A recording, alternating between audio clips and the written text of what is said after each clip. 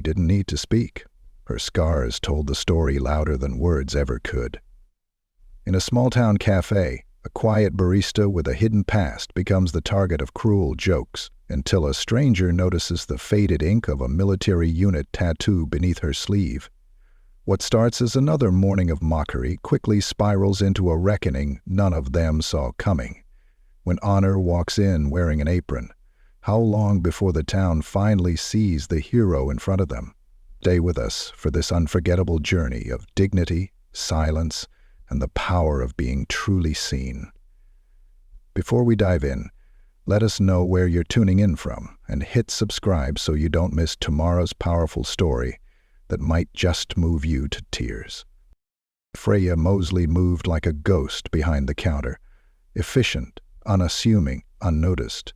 She wasn't trying to disappear, not exactly, but there was a deliberate softness to her presence, a practiced way of moving that avoided attention. She kept her sleeves down even when the espresso machines hissed and steamed with the suffocating heat of the morning rush. She had memorized every inch of the cafe, the quirks of the machines, the rhythm of the regulars, the way the light filtered through the windows between 7:10 and 7:20 a.m.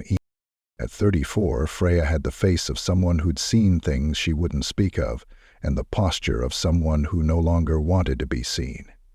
Her long chestnut hair was usually pulled into a low bun beneath a black cap, her name tag pinned at just the right angle to avoid catching light. She didn't make small talk unless she had to. She didn't fumble, didn't stutter, didn't hesitate. But if he looked closely, closer than most dared, you might catch a glimpse of the scarring on the left side of her neck, trailing down just past the collarbone. A strange, pale constellation of past pain. Most people didn't notice, or pretended not to. Some stared a moment too long before blinking away their discomfort. And once in a while, someone like Brandon Ellis walked in. He didn't enter, so much as invade. The bell above the cafe door barely had time to jingle before he was already announcing his presence, boots heavy on the tile, laughter louder than necessary.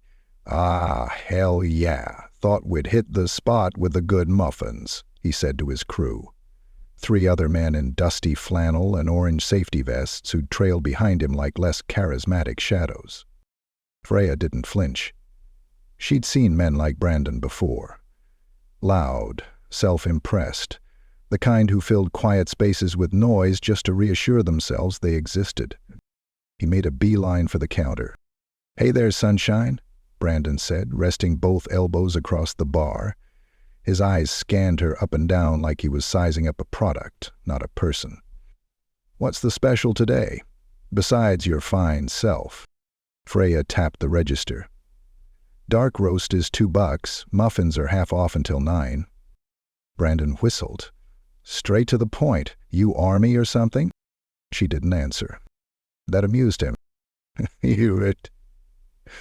Got that no-nonsense vibe. Let me guess.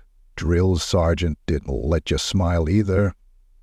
He laughed and turned toward his buddies like he'd said the funniest thing in the world. She rang up the order and moved to the espresso machine, letting the grind and hiss of steam serve as a barrier. Her fingers moved with clinical precision. Cup, shot, foam, lid, sleeve. Over and over. She kept her head down, but she could feel the heat of their eyes. The other barista, Vanessa, slipped in beside her, barely tall enough to peek over the espresso bar. "I can take the register," she whispered. "Want me to—" "No," Freya said, soft but firm. Vanessa hesitated before nodding. She stepped back, pulled a rag from the sanitizing bucket, and began wiping tables that didn't need it. Brandon was still talking. "And I'm telling you, man, we had this guy on site who accidentally cemented his damn boots into a foundation. I'm talking full weight, ankle deep. They had to pull him out like a cartoon character." More laughter. He clapped Mike Dwyer on the shoulder like punctuation. Then he looked back at Freya. "You ever get into a kitchen fire or something?" he asked suddenly, pointing his chin toward her neck. "That scar looks serious, or wait." His eyes narrowed like he'd just discovered treasure. "Is that a burn? Damn, you look like you took on a napalm shower." The room went quiet. Even the background music, a faint jazz instrumental, felt like it had paused for breath. Freya didn't stop working. Her hands poured hot milk into the paper cup, her wrist flicking just enough to make the leaf shape in the foam. But her pulse quickened, not from shame, she'd long grown used to that, but from memory. She slid the cup toward him without meeting his eyes.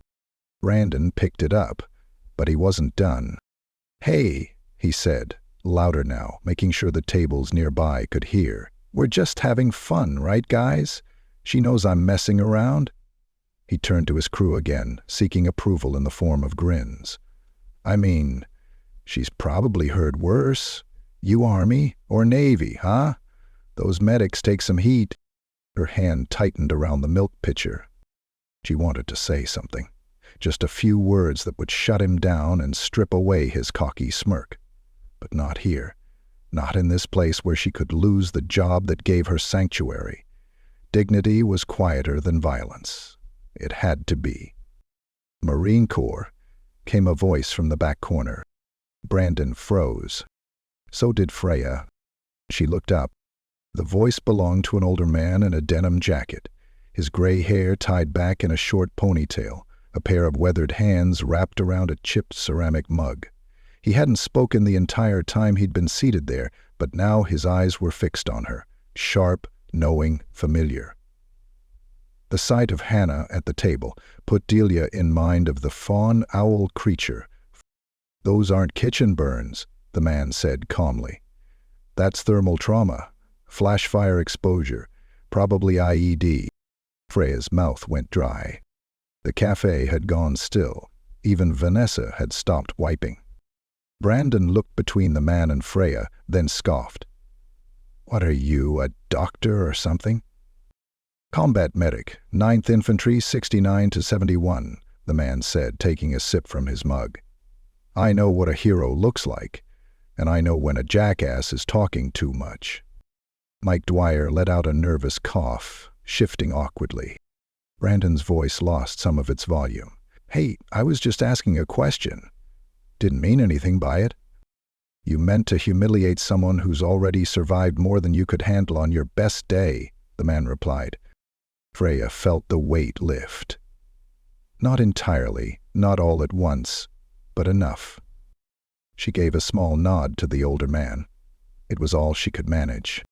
He returned it, subtle, respectful, then went back to his coffee like nothing had happened. Brandon didn't say another word as he grabbed his muffin and drink. He muttered something to Mike on the way out, but it didn't land. No one was laughing anymore. Freya moved back to the register, where Vanessa stood holding a fresh pot of coffee, wide-eyed and silent. "You okay?" Vanessa asked. Freya nodded, gently nudging the empty pitcher toward the sink. "Yeah." But inside, something had shifted. It wasn't just the man's words.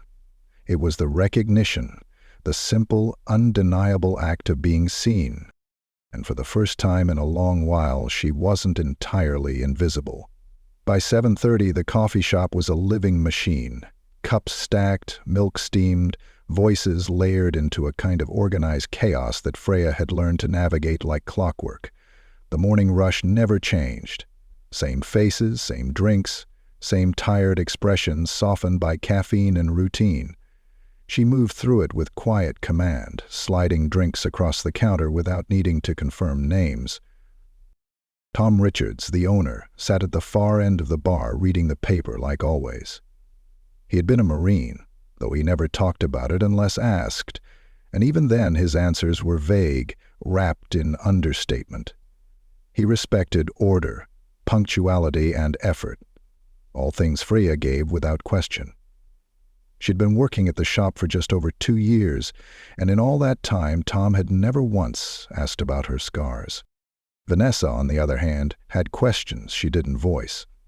She was 23, barely 5'2", and moved like she was perpetually trying to keep up with her own thoughts. Her hair changed colors every few weeks, currently lavender, and she had a nervous habit of biting her lip when something uncomfortable was brewing. Freya had learned to appreciate Vanessa's silence when it mattered most. She didn't always know what to say, but she knew when not to say it. Outside, the sun had begun to filter over the trees lining Main Street, pouring long stripes of amber across the tile floor. The bell above the door jingled again, and the loud voices of the construction crew returned like clockwork. Brandon Ellis led the pack, just as he had the day before. He was a man who expected the world to make room for him, shoulders squared, sunglasses propped on his head even indoors, chin lifted like he owned the place. Behind him, Mike Dwyer and two new guys followed, each of them laughing at something Brandon had said on the way in. Freya didn't acknowledge him. She didn't need to. Her hands stayed busy rinsing a pitcher beneath the tap. Her back turned. "Morning, sweetheart," Brandon called out, voice booming. "Miss me?" The room didn't quite go quiet, but it dipped. A hush between conversations, a brief pulling away. Freya dried her hands and turned toward the register. Her eyes met Brandon's once, just once, and she gave the smallest nod. "What can I get started for you?" He grinned like he'd just won something. "You remembered me. Thought I left too much of an impression to forget." Vanessa stepped up beside her, putting herself just slightly forward, a move that didn't go unnoticed. "We've got a cinnamon latte special today," she said cheerfully. "Half off for anyone wearing a safety vest." Mike gave a chuckle and slapped Brandon's shoulder. "Guess that's you, boss." Brandon narrowed his eyes, but smirked. "Yeah, all right. 1 cinnamon latte, large, and 2 black coffees. Straight. Like me." The new guys chuckled. Freya didn't react. She punched the order into the register and moved to prepare the drinks. The machine hissed, masking the undercurrent of murmurs rising near the tables. She could feel it in her bones, tension stretching like a drawn wire. But her body stayed composed, shoulders steady, expression unreadable. One of the new guys, a blonde with a sunburned neck, leaned against the counter. "So, are the rumors true?" he asked, his tone playfully cruel. "You really get those scars in the army? Heard you tackled a bomb or something, like a movie scene." Freya's fingers paused on the lid of the latte, just for a second. Behind them, Tom folded his newspaper with a slow, deliberate movement. Before Freya could answer, or choose not to, Jack Coleman rose from his seat in the corner. The veteran. His presence didn't scream, but it carried weight. He wore the same denim jacket, same steel-toe boots, and he moved with the deliberation of someone who'd once marched into fire and lived to talk about it. He took his empty mug to the counter, setting it down softly beside the espresso machine. "Refill?"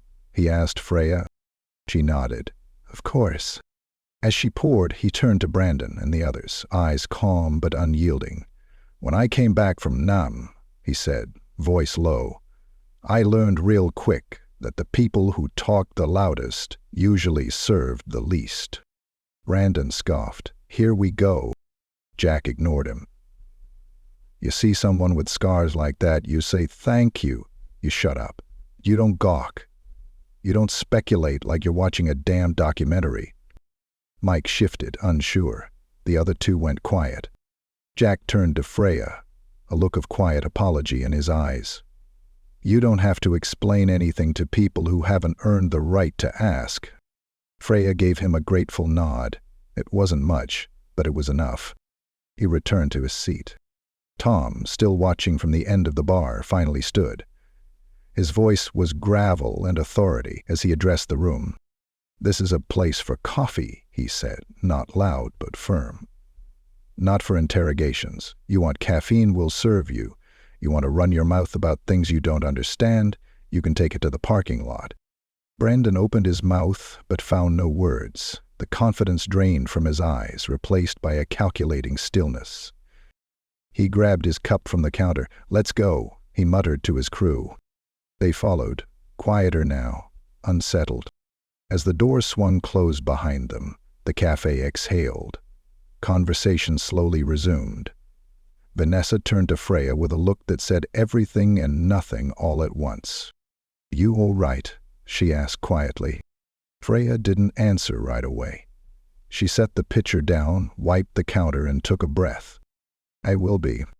Jack raised his mug toward her from the corner. She gave a nod in return, this one a bit fuller than before. And just like that, the machine of the morning kept turning. Cups clinked, beans ground, laughter returned to the far tables.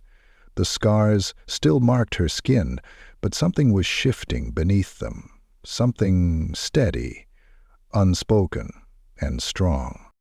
People were starting to see. The next morning, the lull before the storm felt heavier than usual. Freya arrived 10 minutes early, her boots scuffing softly on the tile as she reset the chairs from the night cleaning shift.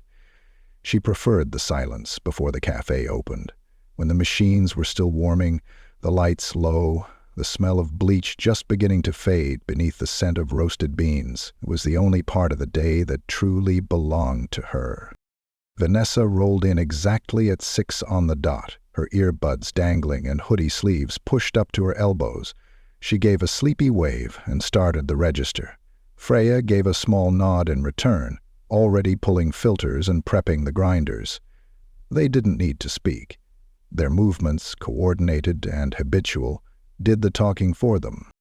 The first wave of regulars trickled in by 6:20. Truckers. Teachers.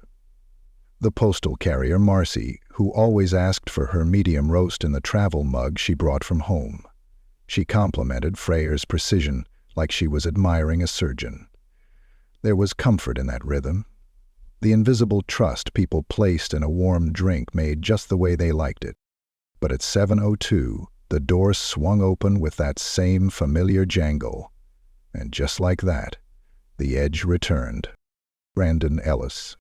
He strutted in like he was owed something. Maybe it was control. Maybe it was the laughter of strangers. Maybe he just couldn't stand a world that didn't revolve around him.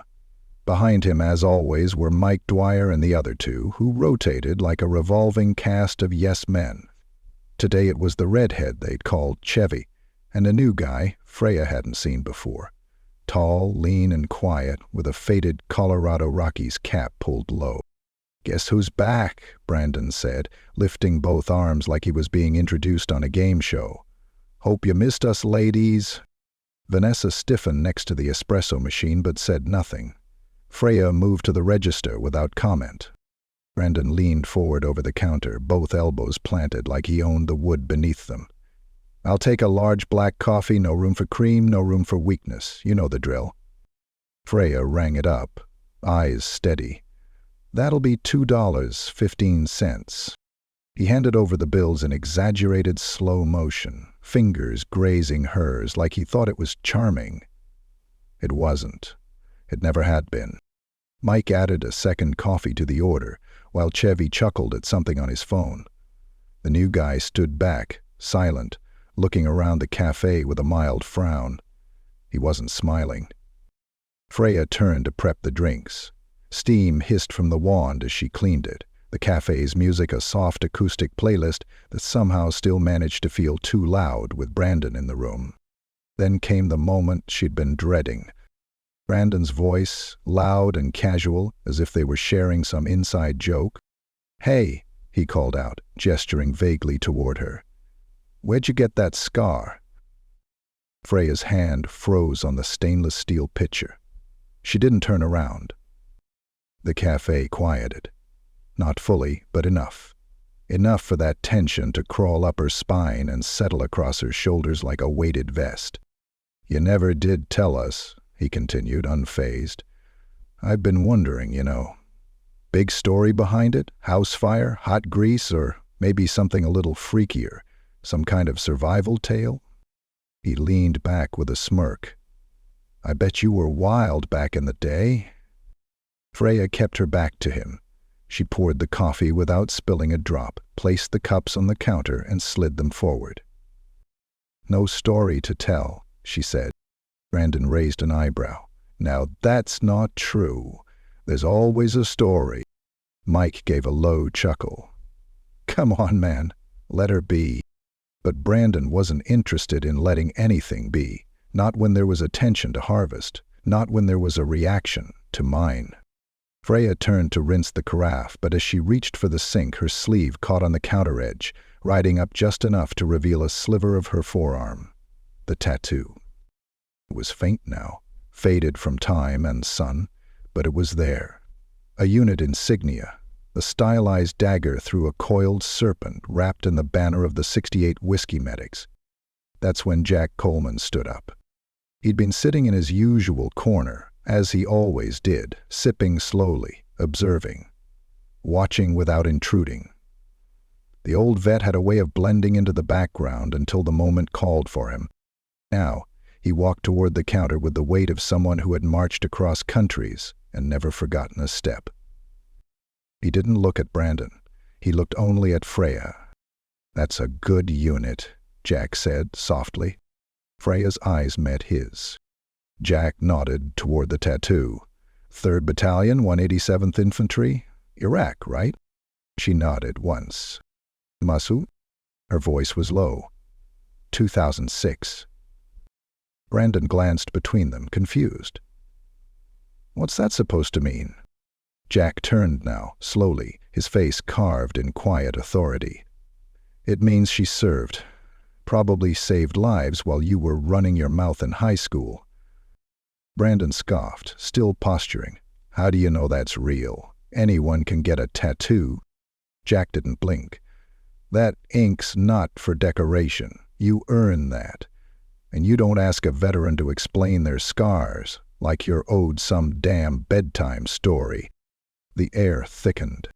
The red-haired Chevy muttered, "Let's just get out of here, man." Brandon opened his mouth, maybe for another snide comment, but the words didn't come. The new guy in the Rockies cap looked at Freya, then to Jack, and finally to Brandon. "I served," the young man said quietly. "I know that tattoo too. You should walk away, man." Brandon hesitated, faltered. He looked around and realized finally he wasn't the center of the room anymore. And more than that, no one was laughing with him. He grabbed his coffee, jaw tight. "Whatever," he mumbled, pushing through the door, with his crew trailing after him. When they were gone, silence filled the shop like steam. Vanessa stepped closer, uncertain. "Freya, I didn't know." Freya gave her a half-smile. It wasn't sharp or cold, just tired. Most people don't. Jack raised his mug again. "You don't owe them a damn thing." Freya nodded, but for the first time in years she felt something uncoiling. Not rage, not fear, just the weight of silence shifting. The truth didn't need shouting. It only needed to be seen. And today, finally, it was. The cafe was quieter the next day. Not in volume. Orders still trickled in, machines still groaned, conversation still filled the space, but quieter in another way. The air felt more respectful. Eyes no longer lingered on Freya's scars out of morbid curiosity. They glanced, hesitated, and then looked away with a kind of acknowledgement that came from understanding, however partial, however late. Freya noticed the change the moment she stepped through the door. There were no whispered speculations behind cups, no side-eyed glances from the regulars.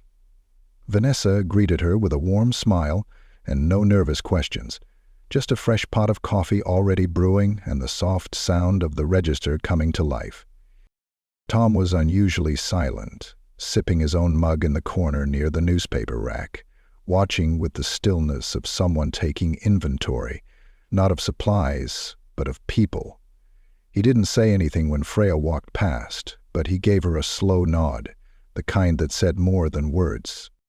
Jack Coleman came in a few minutes after opening, just like always. He didn't go to the register this time. He walked straight up to the bar where Freya was tamping espresso into the portafilter. "Didn't mean to speak for you yesterday," he said gently. Freya looked up from the machine. You didn't. I figured maybe you'd want the silence back. She shook her head. I've lived in silence for years, Jack. That wasn't the kind I miss. He smiled at that, pulling up one of the tall stools at the counter. He moved slowly, like someone whose joints had learned to be cautious with time. Once he was seated, he set down a folded piece of worn cloth. An old army bandana, faded green, with a corner stained almost black. 3rd Battalion, huh? He said. That was a tough deployment. Freya set the portafilter into the machine and pressed the button. Steam hissed as the dark espresso began to pour. You were with 187? Charlie Company. We overlapped, I think, at Kemp Sykes. Different war, different time. But I remember when the 68 Whiskies came through with the medevacs. You medics were always running toward the worst of it. Freya handed him his usual. Black coffee, no cream. He accepted it like it was something sacred. I was with Alpha, she said. Mosul, 2006. We were clearing an alley when a pressure plate went off. I remember the sound more than anything. I covered the kid next to me. Took the heat. Jack studied her for a long moment. He make it? Freya's eyes didn't flinch. Yeah, he did. 19 years old, got out 2 years ago. Married now. Baby on the way. Damn, Jack said, leaning back. That's something. It's something, Freya agreed, not sure what. Jack took a sip of his coffee and let the silence stretch. It wasn't uncomfortable. It was shared. You still in touch? He asked. She hesitated. I used to get updates through his mom, but after the second move and the divorce, I didn't want to be a reminder. Some people need to leave things behind to move forward.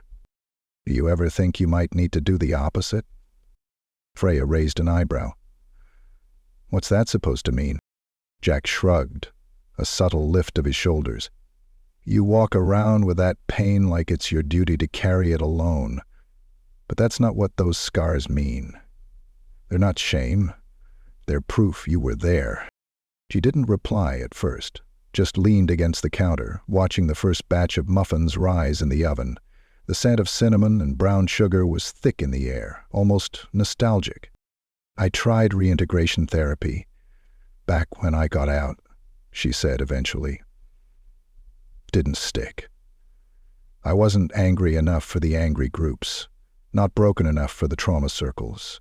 And the VA counselor, she meant well. But she looked at me like she didn't believe someone like me saw what I saw. Jack gave a bitter laugh. They never expect the women. They think the uniform doesn't fit the same, so the damage must not either. Freya met his eyes.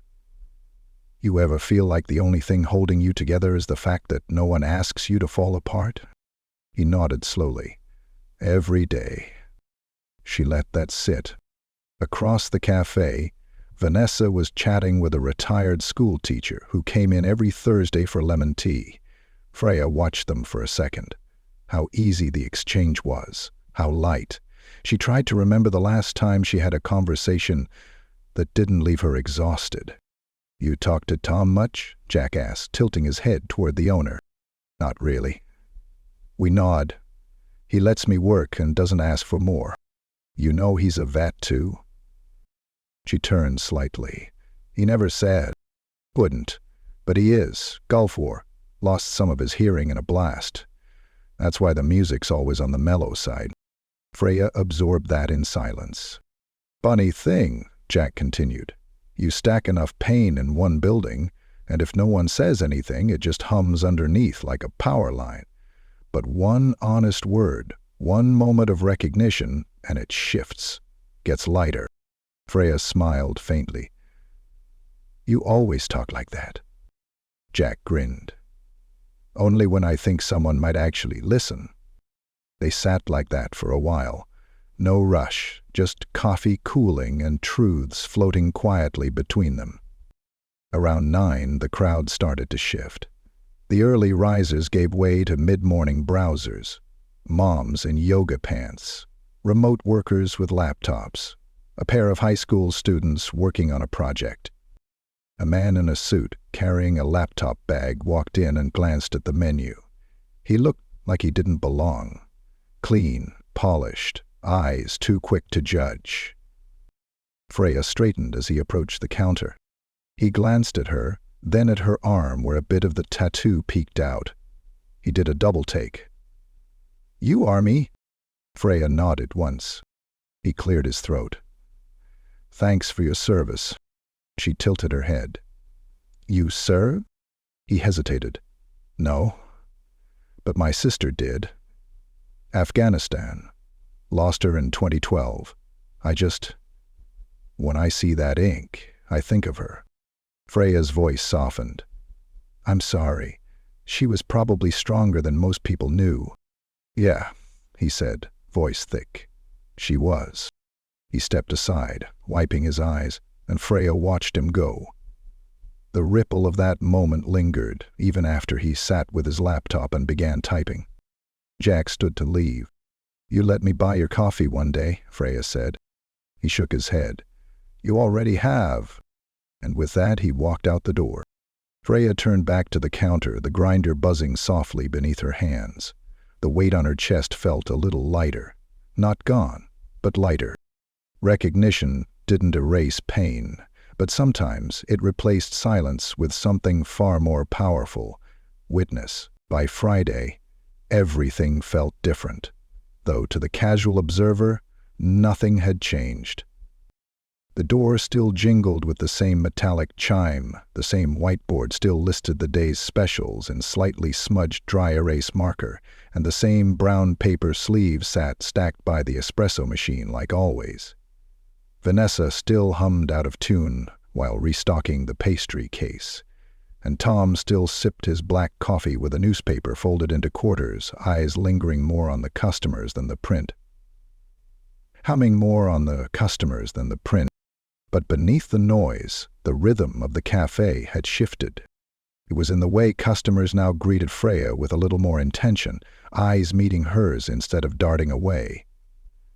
It was in the way silence wrapped her during the interval moments, no longer hollow, but filled with something steadier.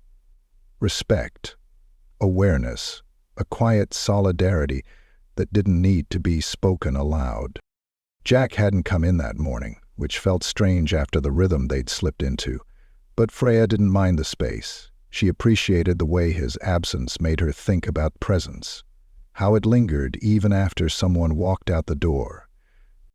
At 8:45, Brandon Ellis returned. The bell above the door rang as usual, but the energy that followed it was not the same. He walked in alone this time.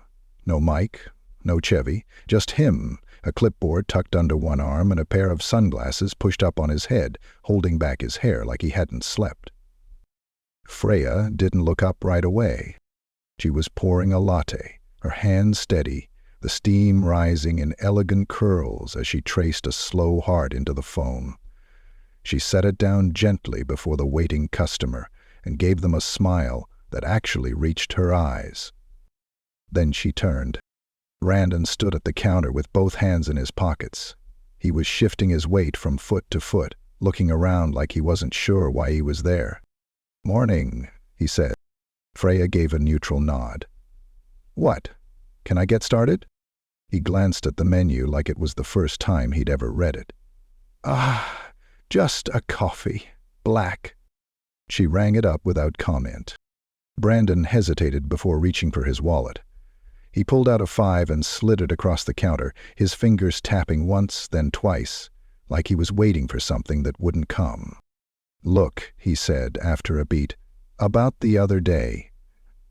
Freya handed him the change and said nothing. He exhaled. "I didn't know. I was being a jerk." She raised an eyebrow just slightly. "I didn't mean it personal," he added, shrugging like a child explaining a broken vase. "It's just how we joke, you know." Freya leaned forward, resting both palms flat on the counter between them. "No," she said, "it's how you joke." Brandon blinked. "I just meant, you don't get to mean anything if the people you're talking to don't laugh with you," she said. her voice calm, not unkind. And you didn't want a joke. You wanted to make someone smaller so you could feel bigger. Brandon stood there, stunned, and for once, he didn't have a comeback. Behind them, Vanessa quietly wiped down a clean table. A few regulars watched from behind coffee mugs. No one interrupted.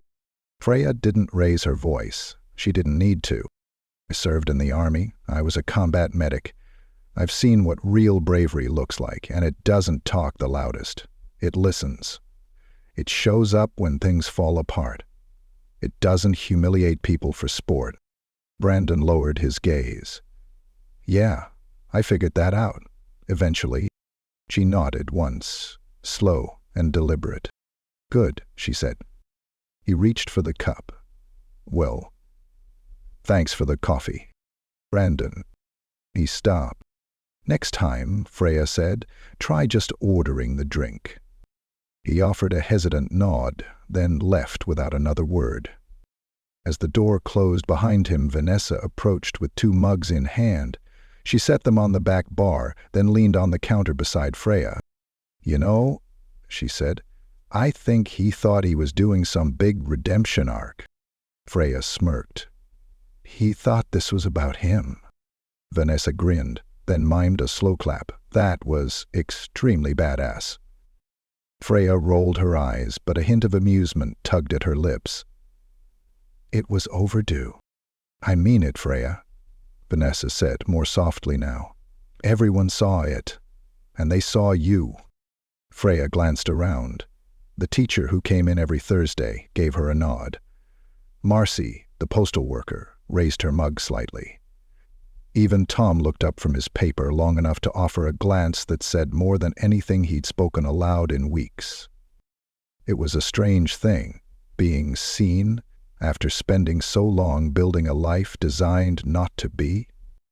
And yet, it wasn't the attention that felt most startling. It was the shift in energy, the way people adjusted themselves, not because they pitied her, but because they understood now that dignity was not fragile. It didn't need defending, but it deserved recognition. Around 10:30, Jack Coleman finally walked in. He looked like he'd just come from somewhere that mattered. A VA meeting, maybe, or the cemetery. He wore the same jacket, but today there was a crispness to him, like the past was sitting just behind his eyes. You missed a show, Vanessa called as she handed him a napkin-wrapped muffin. Jack raised an eyebrow and turned to Freya. She gave him a look. Brandon apologized. He barked out a low chuckle. The apocalypse must be near.